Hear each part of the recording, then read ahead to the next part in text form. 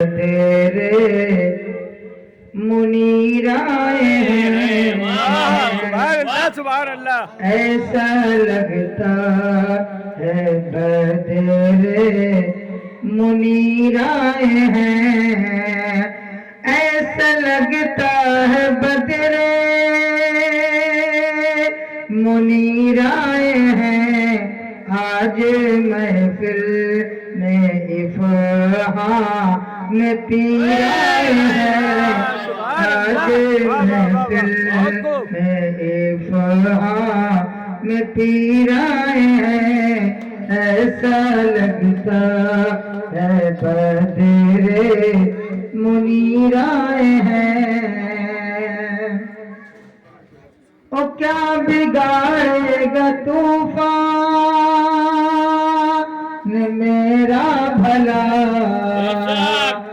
کیا بگاڑے گا طوفان میرا بھلا، جب مدد کو میرے افہام پیا آئے ہیں، جب مدد کو میرے افہام پیا آئے ہیں۔ اور یہ بھی شعر مناظر فرمائے، آج مہمان ہوں گے علی مرتضی، آج مہمان ہوں گے علی مرتضی، آج گھر میں پیر آئے ہیں، آج گھر میں پیر آئے ہیں، ایسا لگتا ہے بدر منیر آئے ہیں۔ سرکار سیدنا غوث پاک رضی اللہ تعالیٰ عنہ نے ارشاد فرمایا کہ ایک پیر کے لیے 12 شرطوں کا ہونا ضروری ہے، جس کے اندر یہ 12 شرائط نہیں پائے جائیں گے وہ پیر نہیں ہو سکتا، لیکن اس میں سے 6 شرطیں 6 کی ضد ہیں، یعنی 6 شرطیں بیان کروں گا، اس کا مفہوم آپ کو اس کا مخالف آپ کو سمجھنا۔ 6 چیزیں 6 چیزوں کے اندر موجود ہیں، جس پیر کے اندر یہ 12 شرائط پائے جائیں گے وہی اصل میں پیر ہوتا ہے، ورنہ تو صرف پیر نہیں ہے، وہ نہ پیر کہلانے کے لائق ہے نہ وہ پیر ہو سکتا ہے۔ پہلی شرط یہ ہے کہ جس کا شجرہ نبی کونین دونوں عالم کے مالک و مختار صلی اللہ تبارک و تعالی علیہ وسلم سے ملتا ہو، اگر اس کا شجرہ حضور سے نہیں ملتا ہے تو وہ پیر نہیں ہے۔ دوسری شرط یہ ہے کہ وہ ایمان والا ہو۔ کون ہو؟ ایمان والا، ایمان والا ہو۔ اگر اس کا عقیدہ اہل سنت والجماعت کے خلاف ہے، وہ حضور کے معجزات کا، حضور کے اختیارات کا، حضور کے فضیلت کا انکار کرتا ہے تو کبھی اللہ کا ولی نہیں ہو سکتا ہے۔ دوسری بات ہے، تیسری بات، اس کے اندر تقوی شعاری ہو، اے وسیم وہ متقی ہو، ایک مگہ میں پانی لا لے، گلاس لا لے ادھر، پرہیزگار ہو۔ اگر اس کے اندر پرہیزگاری نہیں ہے، مثال کے طور پر وہ شریعت کے مسائل کا انکار کرتا ہے، نمازوں کی پابندی نہیں کرتا، روزوں کو ان کے وقتوں پر ادا نہیں کرتا ہے، تو لاکھ وہ کرامت دکھائے، اس کی کرامت کو کرامت نہیں سمجھا جائے گا، بلکہ اس کی کرامت کو جادو سمجھا جائے گا اور اسے چھوڑ دیا جائے گا۔ پیر کے لیے شرط ہے کہ وہ متقی ہو، پرہیزگار ہو۔ چوتھی شرط ہے کہ اس کے اندر جود و سخاوت ہو، بخیل نہ ہو، وہ کنجوس نہ ہو۔ پانچویں شرط ہے کہ وہ رحم دل ہو، اور چھٹی شرط جو سب سے بڑی ہے کہ وہ ضیافت کرنے والا ہو، مہمان نوازی کرنے والا ہو۔ اب اس کے مخالف سے چیزیں ہیں، مہمان نوازی کرنے والا نہ ہو، مہمان نوازی نہ کرتا ہو، اس کے در پہ لوگ آئیں بھوکے رہیں، کوئی بھی آئے بھوکا پڑا رہے، تو وہ اللہ کا ولی نہیں ہو سکتا ہے۔ اب آپ جس خانقاہ میں بیٹھے ہیں، جن کے دیار محبت میں آپ کی حاضری ہوئی، جنہیں دنیا افہام ملت کے نام سے جانتی ہے، اب ان کے اندر یہ چیزیں اور یہ شرطیں رکھیں، اگر آپ کو نظر آئے کہ یہ ساری شرائط ان کے اندر موجود ہیں، تو آپ کو ماننا پڑے گا جو غوث اعظم نے فرمایا ہے، اگر وہ ساری شرائطیں ایک پیر کے اندر موجود ہیں تو وہی سچا پیر ہوا کرتا ہے، ورنہ وہ پیر نہیں بلکہ پیر ہوا کرتا ہے۔ آپ دیکھیں افہام ملت کی زندگی کو، سب سے بڑا کہ آپ کا شجرہ حضور اکرم صلی اللہ علیہ وسلم تک متصل کے ساتھ ملا ہوا ہے، کوئی کڑی ایسی نہیں جہاں پر چھوٹ جائے۔ حضرت سیدنا خواجہ حسن بصری سے مولائے کائنات شیر خدا رضی اللہ تبارک و تعالی عنہ تک مکمل شجرہ ہے، ایک بھی کڑی چھٹی نہیں۔ دوسری بات ایمان کی، ایمان بھی جو ہے ان کے اندر مجزن تھا، اور ایمان کا پیکر بن کر کے اس دار فانی سے کوچ کر گئے۔ تیسری شرط متقی بھی ہو، تو آپ نے دیکھا ہوگا، آپ نے سمجھا ہوگا، آپ نے پرکھا ہوگا۔ میں نے تقریباً 3 سال ان کے ساتھ میں رہا، میں نے کبھی ان کی نماز قضا ہوتے ہوئے نہیں دیکھا۔ اگر قضا ہو گئی تو دوسرے وقتوں میں پہلے ان وقتوں کی نمازوں کو ادا کیا۔ اور تمام لوگوں کا کہنا ہے کہ میں اگر سو جاتا تو کب وہ اٹھ کر کے رات میں نماز پڑھتے یہ کسی کو معلوم نہیں، رات بھر عبادت کرتے، یہ ایک پیر کی پہچان ہے۔ چوتھی شرط جود و سخا کا مالک ہو، سخاوت اس کے اندر موجود ہو۔ اور آپ نے دیکھا ہوگا افہام ملت کی سخاوت، ایک ابا حضور کے ایک مرید ہیں جن کا نام ہے پیر غلام، جو جہان آباد کے رہنے والے ہیں۔ وہ کہتے ہیں میں مرید ہونے کے لیے آیا، بہت دنوں سے میں نے نمبر لگایا ہوا تھا کہ آپ مجھے مرید کر لیں، مرید کر لیں، لیکن مرید نہیں کرتے۔ ایک دن کہتے ہیں میں آیا تو میرے پاس پیسے نہیں تھے، میرا بیٹا بیمار ہو گیا، بیٹا بیمار تھا، تو میں نے کہا میں نرولی کیسے جاؤں۔ بہرحال وہ چلے آئے، بیٹا بیمار تھا چلے آئے۔ جب آئے تو افہام ملت نے کہا پیر غلام آج میں تم کو مرید کرنا چاہتا ہوں، آج میں تم کو مرید کرنا چاہتا ہوں۔ انہوں نے مجھے بتایا کہ میں نے اپنے دل میں سوچا کہ آج میرے پاس پیسے بھی نہیں ہیں، میں تھوڑی سی شیرینی لے آتا پھر اس کے بعد مرید ہوتا، آج تو میرے پاس وہ بھی پیسے نہیں ہیں، اور اتنے پیسے ان کے پاس نہیں تھے کہ کوئی مٹھائی خرید سکتے۔ اپنے دل میں وہ کہتے ہیں میں نے اپنے دل میں صرف سوچا تھا کہ پیسے ہوتے تو مٹھائی خرید لیتا۔ کہتے ہیں میں سوچا تھا، ادھر سے افہام ملت بول پڑے اے پیر غلام کیا سوچتے ہو، تمہارے پاس پیسے نہیں ہیں، تم کیا سوچتے ہو تمہارے پاس خرچ کے پیسے نہیں ہیں، یہ پیسہ مجھ سے لو، چوراہے پہ جاؤ وہاں سے مٹھائی خرید کر کے لاؤ۔ اور وہ مٹھائی خرید کر کے لائے، ابا حضور نے انہیں مرید فرمایا، سبحان اللہ، انہیں مرید فرمایا۔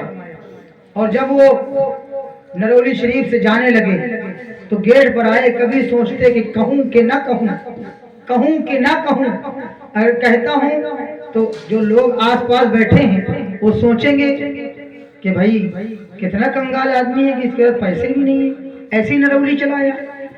کہتے ہیں میں ایک مرتبہ گیٹ پہ آیا اسی دروازے پر، تو افہام ملت نے کہا پیر غلام تم کیا سمجھتے ہو، تمہارے پاس پیسے نہیں ہیں، گھر کیسے جاؤ گے، کیسے گھر جاؤ گے، ادھر آؤ میرے پاس۔ وہ کہتے ہیں ابا حضور نے مجھے 350 روپے عطا کیے اور کہا پیر غلام اتنے میں کام چل جائے گا۔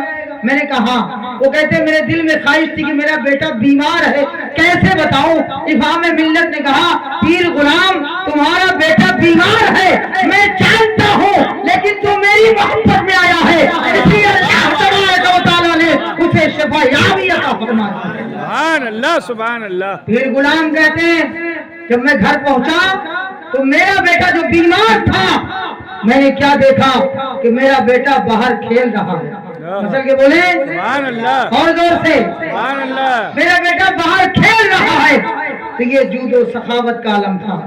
کوئی بھی آتا، غریب آتا، پریشان حال کے لوگ آتے، اور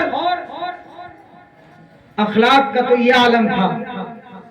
میں نے 3 سال تقریباً وقت گزارا ہے۔ اخلاق کا تو یہ عالم تھا کہ ہر کہنے والا، چاہے وہ امیر ہو چاہے غریب ہو، کسی بھی قسم کا آدمی ہو، ہر کہنے والا یہی کہتا کہ افہام ملت مجھ سے زیادہ محبت کرتے ہیں، افہام ملت مجھ سے زیادہ محبت کرتے ہیں۔ کبھی یہ نہیں کہا کہ میں کمزور ہوں، میں غریب ہوں، اس لیے مجھ سے محبت نہیں ہے، بلکہ ہر آنے والا شخص یہ کہتا کہ اگر محبت ہے تو ان کو مجھ سے محبت ہے۔ یہی ایک پیر کی شان ہوتی ہے، یہی ایک ولی کی شان ہوتی ہے کہ ہر ایک کو وہ اپنے دامن میں سمیٹ لیتا ہے، تاکہ اس تن میں نہ کوئی بندہ رہتا ہے نہ کوئی بندہ نواز رہتا ہے۔ اس لیے ایک شاعر کہتا ہے ایک ہی سب میں کھڑے ہو گئے محمود و حیات، نہ کوئی بندہ رہا نہ کوئی بندہ نواز۔ وہ خانقاہ افہامیہ ہے، اور تقریباً 53 سال کی زندگی میں، مختصر سی زندگی میں، دین متین کا وہ کام کرنے والا عظیم انسان جسے دنیا خواجہ افہام اللہ شاہ کے نام سے جانتی ہے۔ اور آپ نے بڑی مسجدیں بنوائی، مدرسے تعمیر کیے، آپ کی بہت ساری کرامتیں ہوئیں، میرے سامنے بھی 2-3 کرامتیں ہوئیں، آپ کے سامنے تو بارہا ہوتی ہوں گی، ہوتی بھی ہیں اور پہلے بھی ہوتی رہیں گی، لیکن میں آپ کو بتانا چاہتا ہوں کہ آپ جس دیار سے جڑے ہوئے ہیں، یقیناً اس کے جو بانی و سرپرست تھے وہ لائق تعریف ہیں۔ اپنے مرشدان اعظام کی تعظیم اور توقیر انہوں نے کیسے کی؟ آپ جاتے تو لوگ بتاتے ہیں میں تو بھائی پہلے چھوٹا ہوں گا، لوگ بتاتے ہیں جب آپ یہاں سے جاتے تو پیدل جاتے پرخاش شریف تک، پیدل جاتے، اور لوگ کہتے ہیں کہ ہم سواری سے جاتے، افہام ملت پیدل جاتے، لیکن سواری والوں کہنا یہ ہے کہ ہم سواری سے جاتے بعد میں پہنچتے، افہام ملت پیدل جاتے پہلے پہنچ جایا کرتے۔ جو اللہ کا ولی ہوتا ہے اس کی یہ شان ہوتی ہے، اس کی یہ کرامتیں ہوا کرتی ہیں، اور بات یہیں تک محدود نہیں ہے بلکہ بہت ساری کرامتوں کا صدور ہوا، اور آپ نے اپنے مرشدوں کا بڑا ادب و احترام کیا۔ مجھ سے خواجہ افہام ملت کی بہن یعنی ہمارے قاسم بھائی کی بہن نے جو چرائی میں رہتی انہوں نے بیان کیا کہ آپ کو بچپن ہی سے کچھ ولایت کے آثار آپ کی ذات میں نمایاں تھے، آپ کی ذات میں بچپن ہی سے ولایت کے آثار نمودار تھے۔ پھر آپ نے سلائی کے بہانے، سلائی کرنا تھا آپ کو، آپ کے والد نے بھیجا سلائی کرنے کے لیے، تو آپ وہاں نہ جاتے بلکہ کہیں اور جا کر کے اللہ کی عبادت کرتے، اللہ کی حمد و ثنا بیان کرتے، اور ایسے کرتے کرتے اللہ تبارک و تعالی نے آپ کو مکمل اس دین کے لیے چن لیا، اور چننے کے بعد لوگوں کا کہنا ہے، نرولی کے اطراف میں جتنے لوگ رہتے ہیں سب کا کہنا ہے کہ جب آپ مرید نہیں تھے تب سے لوگ آپ کو ملا جی کے نام سے یاد کرتے تھے، اور جب کسی کی نیا پھنس جاتی، کسی کا کام، اللہ اکبر، اللہ یا رسول اللہ، یا رسول اللہ، زندہ باد، درود پاک پڑھیں، اللہم صلی اللہ علیہ سیدنا مولانا محمد علیہ وسلم، صلاۃ و سلام علیہ یا رسول اللہ صلی اللہ علیہ وسلم۔ لوگ کہتے ہیں کہ جب کسی کا کام کوئی پھنس جاتا اور لوگ پریشان ہوتے تب آپ مرید نہیں تھے، آپ کو خلافت نہیں ملی تھی، لیکن تب بھی لوگ آپ کے پاس آتے اور آپ کی وجہ سے ان کو شفا یابی ہوتی تھی۔ آپ نے تقریباً 12 سال یا 14 سال رہ کر کے پرخاش شریف کی سرزمین پر اپنی زندگی کو گزارا اور ہر وقت اپنے پیر کا ادب و احترام کرتے رہے، ورنہ یہ آج کے اس پرفتن ماحول میں جو پیر بنتا ہے، جو کسی خانقاہ کا صاحب سجادہ بن جاتا ہے، اس کی خواہش یہ ہوتی ہے کہ میرے مرید زیادہ ہو جائیں، لیکن امام ملت نے پورے اطراف میں یہ نہیں سوچا کہ میرا مرید زیادہ بن جائے، بلکہ اپنے پیر کو لا کر کے یہاں بٹھایا اور خود نرولی کی سرزمین گواہ ہے، نرولی میں امام ملت کے مرید ایک تو ملیں گے، زیادہ سیدنا اسرار دیدار صفی شاہ رحمۃ اللہ علیہ کی۔ یہی وجہ ہے کہ مرشد سے اتنا پیار اور اتنا خلوص تھا، الحمدللہ۔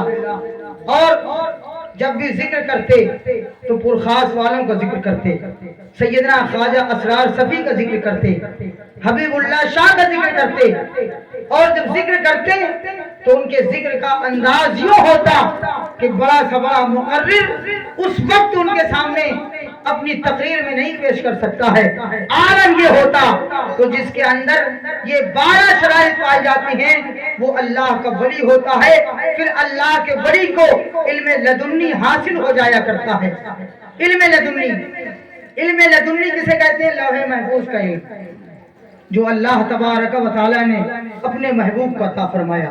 محبوب نے وہ علم سینہ بسینہ عطا فرمایا۔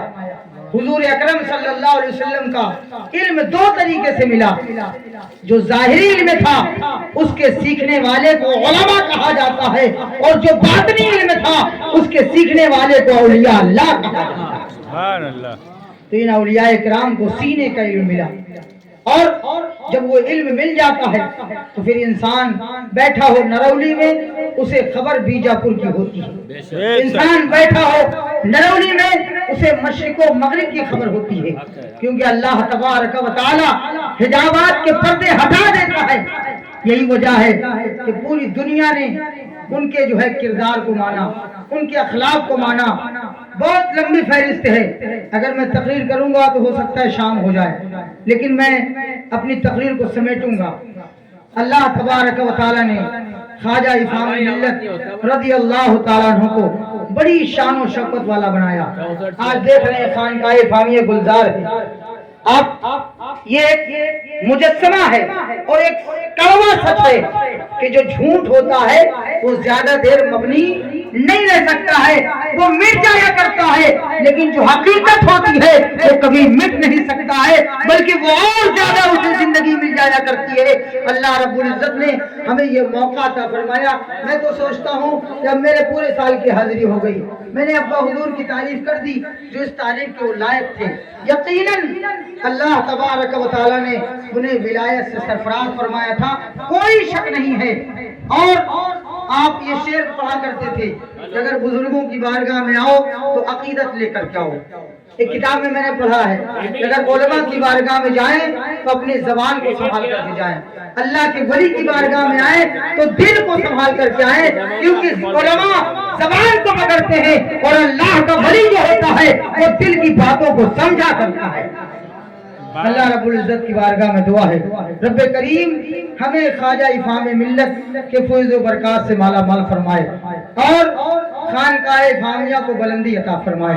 وما علینا الا البلاغ، السلام علیکم۔